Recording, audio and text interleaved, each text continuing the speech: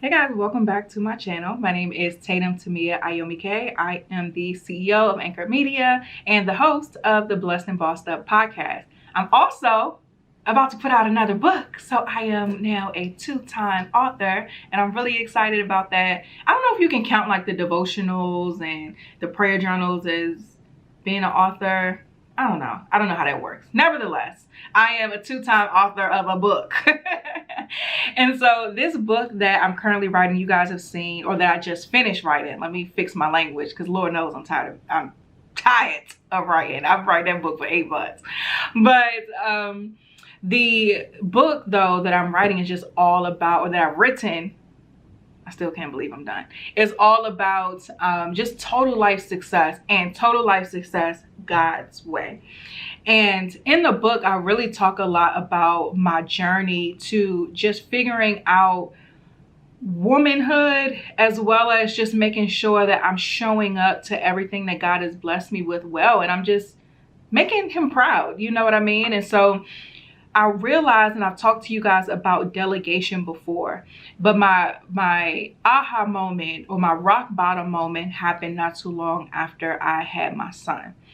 And I was still on maternity leave, but I was getting back into the groove of working. I actually ended my maternity leave a little bit early because I enjoy what I do. I really love to work. And so I was listening to everybody else who say, no, you should do nothing, you should rest, you should rest. And that was correct. And it was useful for a period of time, but a part of getting back to myself was getting back to work because I just love it so much. And I was sitting there, I was like strategizing about like the upcoming year, because I like to plan my following year around this time, August, September. So it was around like July, August. And so I was thinking heavily about 2021. And during that time, I just felt like I wasn't getting it right. And I had my whiteboard, I had brought it home from the office, and I had put the whiteboard down and I was writing stuff out, and I literally just burst into tears. Literally, my tears were wiping away the text that I had written with the dry erase marker. And I was so frustrated because it was not clicking.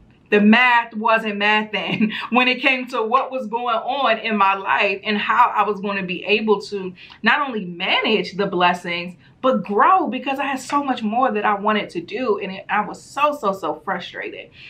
So I quickly realized that I can't do all of this. I can do all things through Christ who strengthens me, but I can't do every single task that's required in my business as well as in my personal life. And so when I looked at this whiteboard, one of the things I realized I had to delegate was a lot of activity within my business. And so I wrote down literally all of the revenue streams that we had in Anchor Media, all of the things that required time in Anchor Media. And an aha moment that I had was I had structured my business to where my income was, one, it was like 60% active, which means I had to show up in order to get the money. Only 40% passive. Then on top of that, it was heavily business to consumer based. For example, if I sell you guys a devotional, that's business to consumer. If I sell Barnes and Noble's a batch of journals or devotionals, that's business to business. And so the business was also heavily business to consumer, which required more from me. That meant I had to show up more for lives, for videos, for content, for podcasts.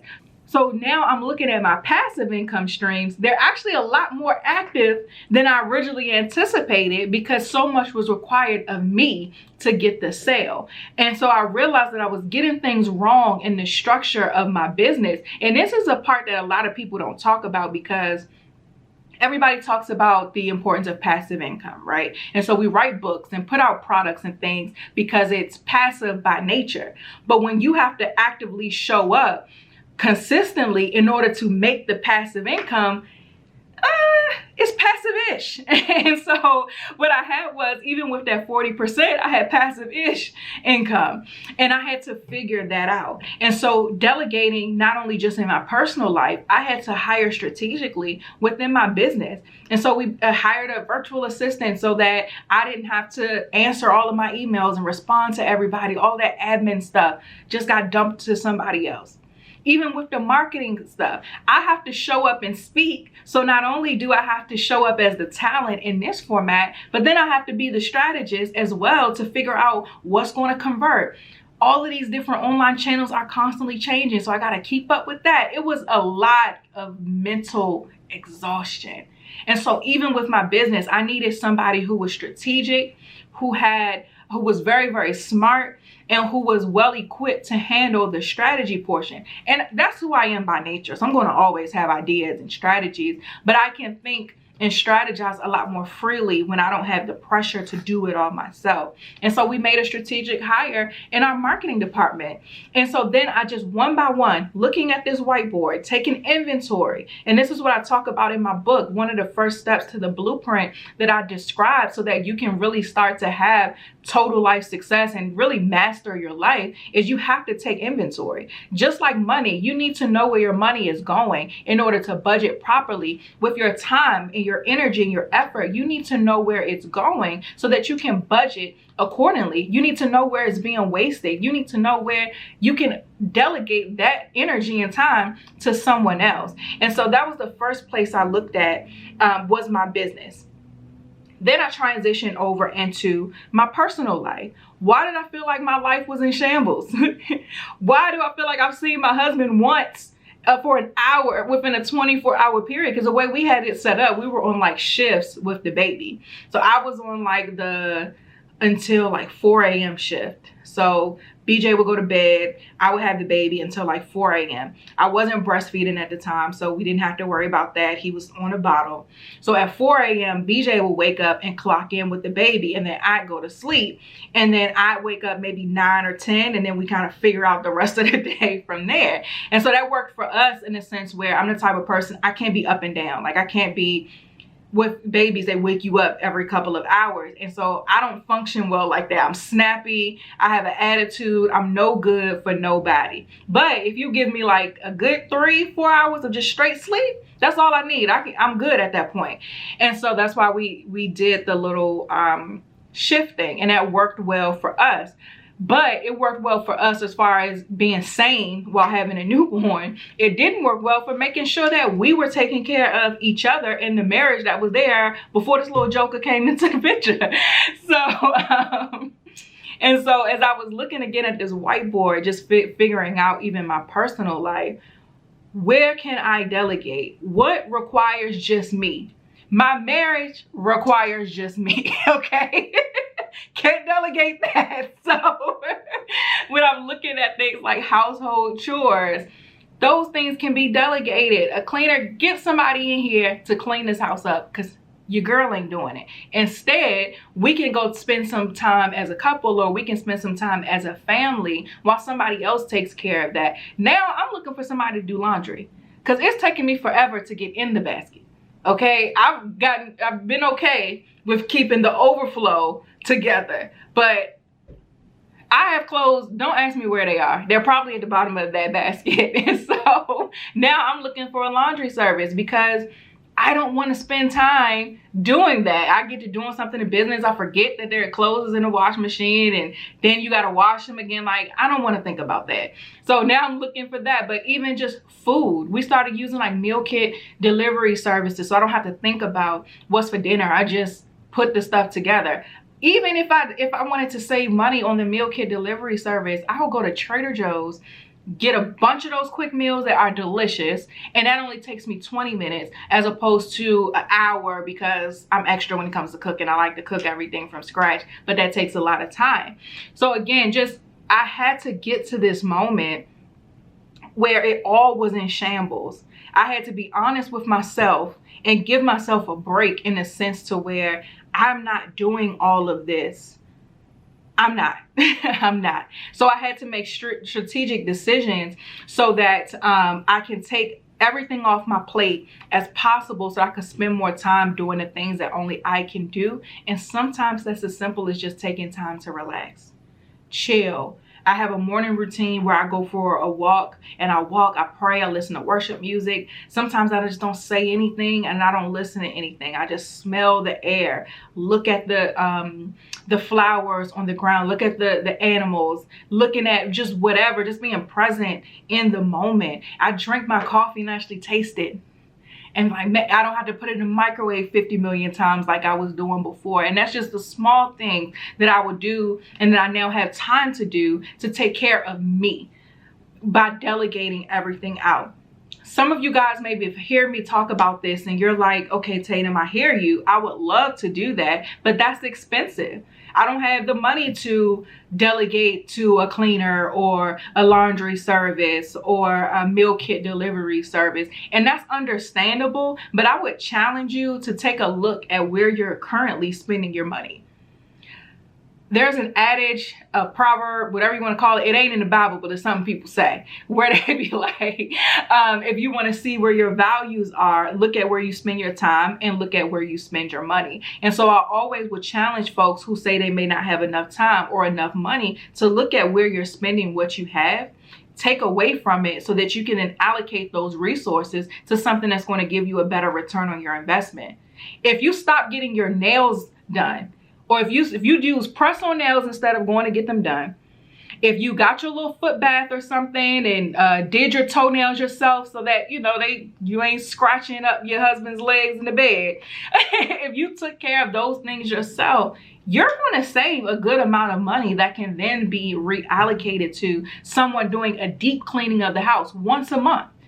So now you just have to maintain it. Or if they come bi-weekly and do the deep clean, the fridge, the oven, the microwave, all of the things, all the little nooks and crannies, they do all of that. So then all you have to do is maintain it throughout that period, and that cuts your cleaning time down. And now you can spend that time somewhere else. Like I said, you may not have a meal kit delivery service, but you can go to Trader Joe's and get something that is a quick meal, that is delicious, and that most of the time is not even unhealthy. And that now is cutting your time down. You can use like a Instacart service or something where they deliver groceries or ship. There's a ton of them. Nobody's sponsoring this, so I ain't about to get too deep into any of them. But you can use one of these grocery services into where, and this is something that I do on Thursday nights while I'm just chilling in the bed, kind of have some downtime. I just order the groceries. I'll have the list already made. I'll just go into the app, order the groceries, and then the next day they'll get delivered to the house. So I don't even have to go. I don't have to think about it. It's not expensive at all. A lot of times we act like things are a lot more expensive than they really are, but you can look at the budget, look at the thing you want to take off your plate and that you want to delegate.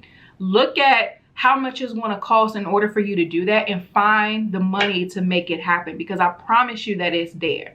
Because even if you got an hour a week back by hiring a cleaner, how would that benefit your mental well-being or even benefit what you're able to do in your business? It doesn't have to be, I'm not doing anything again and I'm spending all of this money a month for everybody else to do all of my chores. It doesn't have to start that way. But it can be as simple as, I'm going to get my nails done once a month instead of every other week, and just thug it out for that last week or so where they might look a little crazy, just so I can get somebody in to take this chore off of my plate. So again, it's attainable for everyone. We just have to get into the mindset of being solution oriented and look for it. That's it. When I first hired my business coach, I didn't have the money to do it. But what I did take the money from was things like groceries. I'm paying for it now because I'm still trying to get the weight off that I gained during that period. But I took the money from my groceries. So I was eating oodles and noodles and PB&J and spaghetti and all these things so that I can be able to pay for my business coach. But that was just a sacrifice I was personally willing to make at that time to make it happen.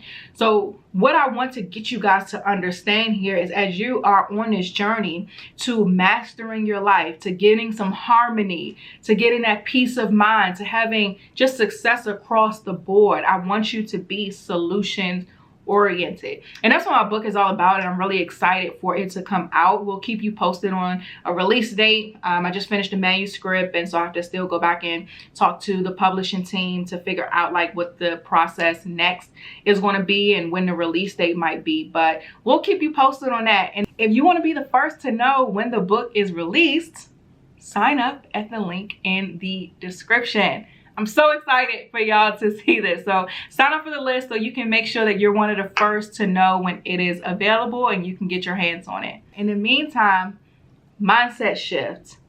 Take inventory of what you have in your life right now and find the resources needed to take it off of your plate.